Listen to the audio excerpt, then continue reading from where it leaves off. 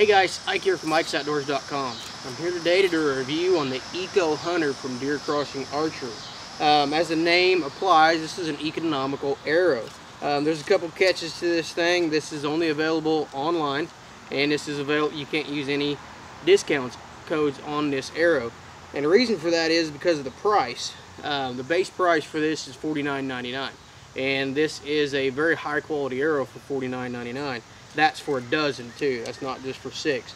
But they do limit your options on these things. They got to keep their costs down, and the way they do that is by limiting their options and making them available, you know, online and without the coupon codes. So these are available only with the R2 vanes, which I have on here. These are available in yellow, green, and orange, and with cock vane will be white. So you can see I've got the green on here with the white cock vane. These are plus or minus 6,000 straightness, which I don't have any way of measuring straightness, but my experience with the Ecohunter so far has been nothing but positive. Slapping together arrows with these things out of a test bow. I put together a group at 20 yards just out of a test bow, a Parker that I've been shooting, and just been slapping arrows together ever since. So I don't doubt the straightness on these arrows at all. These are a 55-75 arrow, so basically they're going to equate down to about a 400 spine.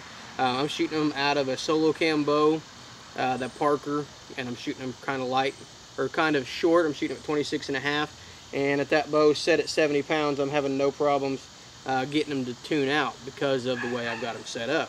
So these equal out to basically a 400 spine arrow, 55-75, and I have had no issues getting them to fly out of that bow. And I also shot them out of my carbon overdrive, and I reduced that down to about 60 pounds with that aggressive cam on there, and they flew pretty good out of it as well. So no problems as far as getting these things tuned if you're in the right range for them.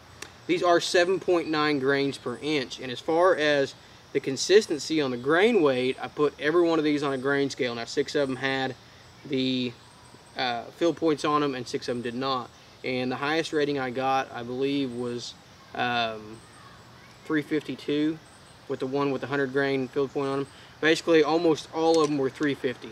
Almost every one of them was 350. I had a couple or 250 without the field point, 350 with the 100 grain field point. I had a couple of them that were 2 grains short, and I had a couple of them that were 2 grains over.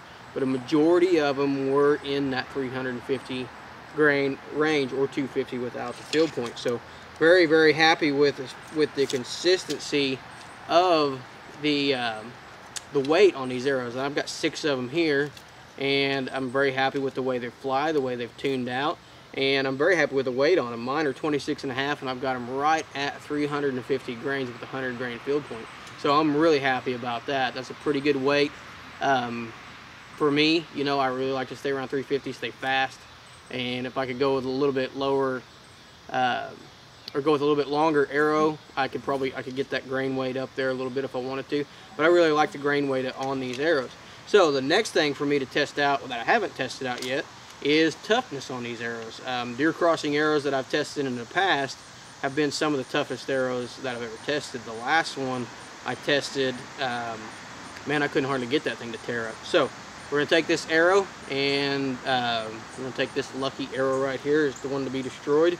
And I'm just going to take it in, and I'm going to shoot it into some plywood, really just whatever I can find, any kind of hard material that I can find, until I can get it to break or just absolutely be utterly destroyed. So this lucky arrow right here gets to be the one to go through the punishment. These shots will be from about 10 yards. Normally I do my broadhead test from 20, but this time I'm really just trying to tear these arrows up, so we're going to do it from 10 yards and see how tough they are.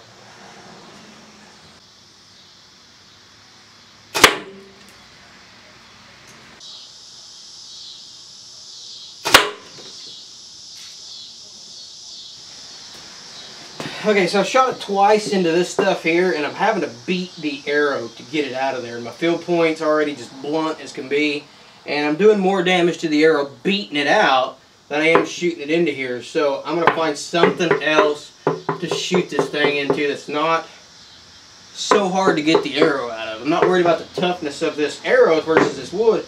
I'm just having to beat the tar out of it to get it out of there. So let's find something else.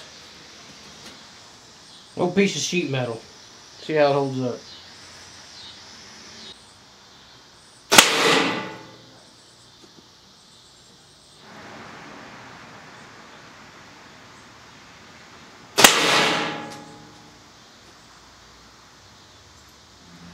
Two by four.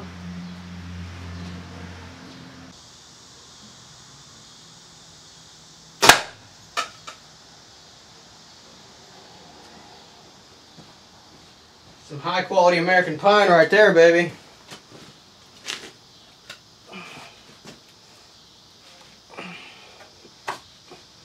Oh, I lost the insert. Ha, it's still right there, so we're going to glue that back in real quick.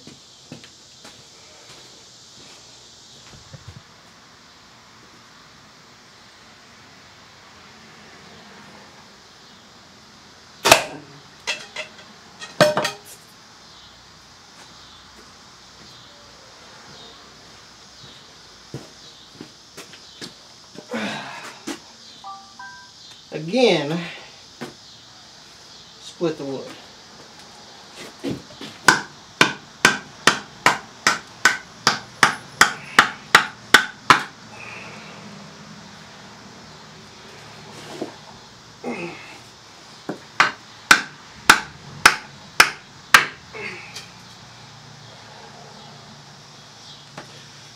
You can see why I don't like shooting wood.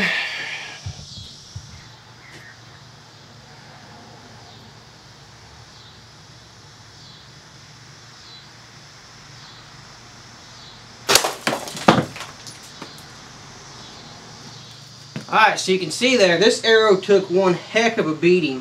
Finally broke it, broke a few inches down from the shaft, and I'm going to say the shaft itself is still in pretty decent shape, considering I can flex it like that. That's pretty impressive to me. I shot that piece of plywood a couple of times, and man, I was having to beat this arrow against the concrete and actually step on it to get it out of there. So that's why I quit with that. Tried this piece of metal. It was off an old heater that was down in the basement, and it was just blowing right through that, so that really wasn't much of a challenge to it.